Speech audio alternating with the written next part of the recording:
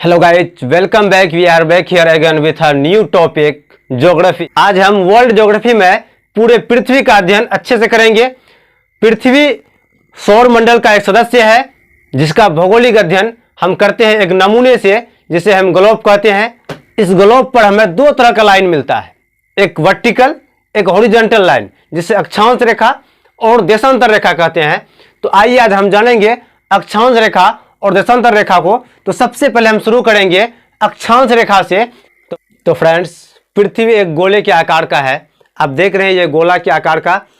इसके ऊपरी वाले भाग को, यानी कि ऊपर वाला भाग को बोलते हैं उत्तरी ध्रुव और नीचे वाले भाग को बोलते हैं दक्षिणी ध्रुव, और इसके बायां साइड वाले भाग को बोलते हैं पूर्व और दायां साइड वाला भाग को बोलेंगे पश्चिम।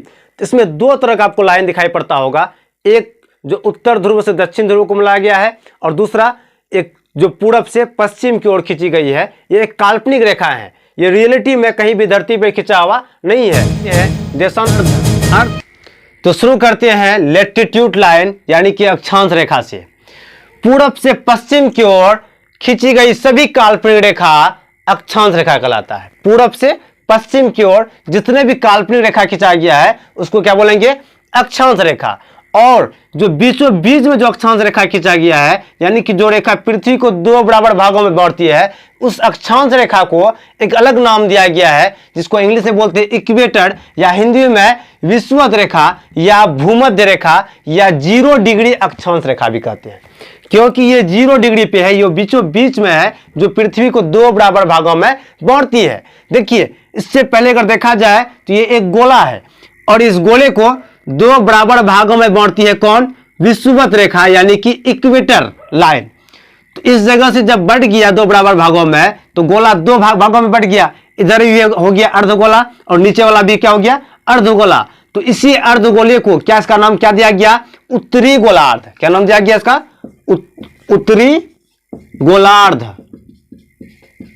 और नीचे वालों को बोलते हैं हम लोग दक्षिणी गोलार्ध। यानी कि पृथ्वी को दो भाग में बांट दिया गया, उत्तरी गोलार्ध और नीचे वाले को बोलेंगे हम लोग दक्षिणी गोलार्ध। यानी कि ये विषुवत रेखा पृथ्वी को दो बराबर भागों में बांटती है। ऊपर वाला को बोलेंगे हम उत्तरी गोलार्ध, नीचे वाला को बोलेंगे दक्षिणी गोलार्ध। इसको इंग्लिश में बोलेंगे नॉर्थ पोल, इसको बोलेंगे साउथ पोल। ग्लोब में आप देखेंगे कि विषुवत रेखा से ऊपर की ओर 90 अक्षांश रेखा खींचा गया है। कितना? 90। यानी कि प्रत्येक 1 डिग्री पे एक अक्षांश रेखा खींचा गया है। टोटल यहां से ऊपर 90 अक्षांश रेखा और इसके नीचे भी 90 अक्षांश रेखा, और ये बीच में विषुवत रेखा, ये भी एक अक्षांश रेखा है। अगर देखा जाए तो 90 ऊपर 90 नीचे और बीच में एक, यानी कि 181 अक्षांश रेखा है। लेकिन इस 181 अक्षांश रेखा में सबसे महत्वपूर्ण अक्षांश रेखा 5 अक्षांश रेखा है। जो सबसे पहली ये विषुवत रेखा, जो कि पृथ्वी को दो बराबर भागों में बांटती है, और मकर रेखा। तो 5 अक्षांश रेखा का काफी महत्व है। पहला जिसको बोलते हैं विषुवत रेखा, जिसको हिंदी में बोलेंगे विषुवत रेखा, इंग्लिश में क्या बोलेंगे? इक्वेटर या 0 डिग्री अक्षांश रेखा या भूमध्य रेखा। इसका कई नाम है। और 23.5 डिग्री पे एक रेखा खींचा गया अक्षांश रेखा, ये भी अक्षांश रेखा है, लेकिन ये 23.5 डिग्री पे है, इसलिए इसका कुछ अलग नाम दिया गया है, इसका कुछ अलग महत्व है, जिसको बोलते हैं ट्रॉपिक ऑफ कैंसर, कर्क रेखा। और उसी प्रकार 66.5 डिग्री की पे एक रेखा खींचा गया ऊपर, जिसको भी अलग नाम दिया गया है, जिसको बोलते हैं आर्कटिक लाइन। क्या बोलेंगे? आर्कटिक। इसका भी बहुत ही महत्व है। अब नीचे आते हैं, नीचे 23.5 डिग्री पे खींचा गया है अक्षांश रेखा, उसको अलग नाम दिया गया है ट्रॉपिक ऑफ कैप्रिकॉर्न, जिसको हिंदी में बोलेंगे मकर रेखा। उसी तरह 66.5 डिग्री नीचे एक रेखा खींचा गया है अक्षांश रेखा, जिसको अलग नाम दिया गया है, जिसको बोलते हैं अंटार्कटिक लाइंस। क्या बोलेंगे? Antarctic lines.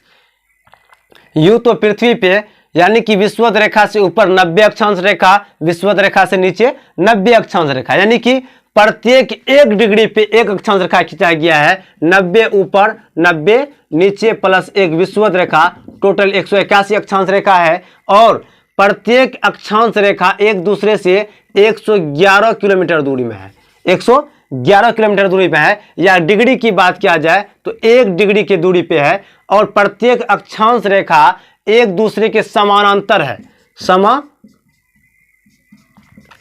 समानांतर है। समानांतर मतलब समझते हैं कि कोई एक ऐसा रेखा जो एक दूसरे के समान दूरी पे हो हमेशा, उसी को बोलते हैं समानांतर रेखा। तो प्रत्येक अक्षांश रेखा एक दूसरे से समांतर दूरी पे है। और कहा जाएगा कि सबसे बड़ी अक्षांश रेखा कौन सा है, तो याद रहे कि विषुवत रेखा यानी कि इक्वेटर लाइन, ये सबसे बड़ी अक्षांश रेखा है। जैसे जैसे ऊपर जाएंगे तो अक्षांश रेखा की लंबाई घटती जाएगी, उसी प्रकार जैसे जैसे नीचे आएंगे अक्षांश रेखा की लंबाई घटती जाएगी। इसका 21 जून को सूर्य कर्क रेखा के बिल्कुल लंबवत होता है, इसलिए उत्तरी गोलार्ध में 21 जून को साल का सबसे बड़ा दिन होता है। वहीं इसका अपोजिट 21 जून को इससे बहुत दूरी पे होता है सूर्य, इसलिए यहाँ पे दक्षिणी गोलार्ध में 21 जून को सबसे छोटा दिन होता है, छोटा दिन। इसके अपोजिट 22 दिसंबर को मकर रेखा के बिल्कुल लंबवत होती है सूर्य, इसलिए 22 दिसंबर को दक्षिणी गोलार्ध का सबसे बड़ा दिन होता है। इसका अपोजिट 22 दिसंबर को उत्तरी गोलार्ध में सबसे छोटा दिन होता है। तो याद रहे 21 जून को उत्तरी गोलार्ध में सबसे बड़ा दिन होगा और 21 जून को दक्षिणी गोलार्ध में सबसे छोटा दिन। वहीं 22 दिसंबर को दक्षिणी गोलार्ध में सबसे बड़ा दिन और 22 दिसंबर को यहाँ उत्तरी गोलार्ध में सबसे छोटा दिन। ये अपोजिट होता है एक दूसरे के। पृथ्वी को टेम्परेचर के आधार पर यानी गर्मी के आधार पर कई भाग में बांटा गया है। देखिए पृथ्वी है, इसका बीच वाला भाग उभरा हुआ है। अगर यहाँ से लाइट दिखाया जाए तो सबसे ज्यादा लाइट यानी कि इस वाले भाग में पड़ेगा, बीच वाला भाग में। यानी कि कहा जाए तो कर्क रेखा और मकर रेखा के बीच वाला भाग में ज्यादा लाइट पड़ेगा, क्योंकि सालों भर इसमें इस वाले भाग में सूर्य की लंबवत रेखा पड़ती है, इसलिए इस वाले भाग में सबसे ज्यादा गर्मी पृथ्वी के इस वाला भाग में होता है। अगर कहा जाए तो कर्क रेखा यानी कि मकर रेखा के बीच में सालों भर सूर्य की प्रकाश लंबवत पड़ती है, इसलिए इस वाला भाग में सालों भर गर्मी होती है। और विश्व का जितना भी बड़े से बड़े मरुस्थल है इसी वाला भाग में है, क्योंकि अधिक गर्मी पड़ने की वजह से, बारिश कम होने की वजह से पृथ्वी बहुत सूखा हो जाता है, शुष्क हो जाता है और मरुस्थल में चेंज हो जाता है। तो इस वाले भाग को और इस वाले भाग को इसको एक नाम दिया गया है जिसको बोलते हैं उष्ण। उष्ण में होता है गर्मी, उष्ण कटिबंध, उष्ण कटिबंध यानी कि गर्मी वाला क्षेत्र। इसको इंग्लिश में बोलेंगे tropical, tropical zone, tropical zone. यानी कि कर्क रेखा और मकर रेखा के बीच के क्षेत्र को क्या बोलेंगे, ट्रॉपिकल जोन या उष्ण कटिबंध। उष्ण में सिर्फ गर्मी, अधिक गर्मी वाला क्षेत्र। अब इसके अपोजिट इस वाला भाग में और इस वाला भाग में, यहाँ पे जब सूर्य इधर आ जाए तो यहाँ पे सर्दी पड़ने लगता है, जब सूर्य नजदीक आ जाए तो यहाँ गर्मी पड़ने लगता है। उसी प्रकार जब सूर्य इधर आ जाए तो यहाँ ठंडा पड़ने लगता है और जब सूर्य नजदीक आ जाए तो यहाँ गर्मी पड़ने लगता है। तो इस वाले और इस वाले क्षेत्र में गर्मी और सर्दी दोनों पड़ता है, इसलिए इसको मिला करके आपको पता है शीत में से होता है ठंडी और उष्ण मतलब क्या होता है, गर्मी। दोनों को मिला करके इसको कहा गया शीतोष्ण, शीतोष्ण कटिबंध। शीत और उष्ण दोनों को मिला के बना दिया गया शीत।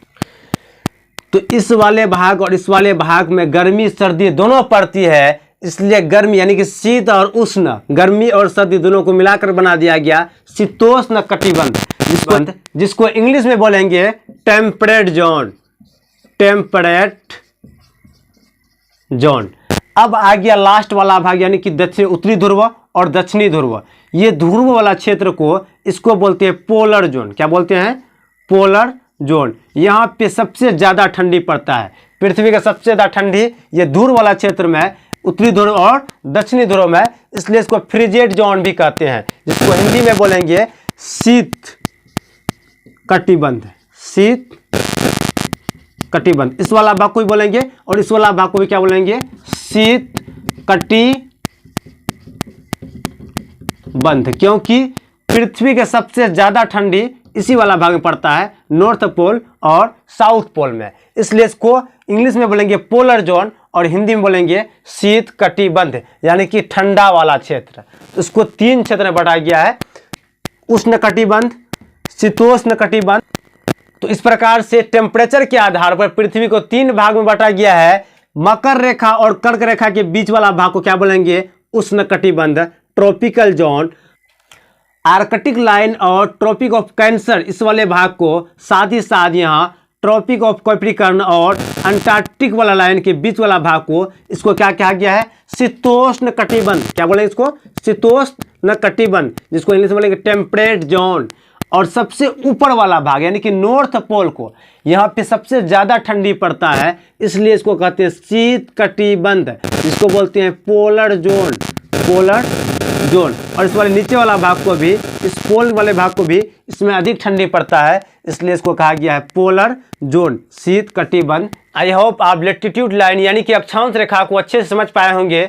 अब नेक्स्ट फिर से मिलेंगे हम देशांतर रेखा के साथ। जय हिंद।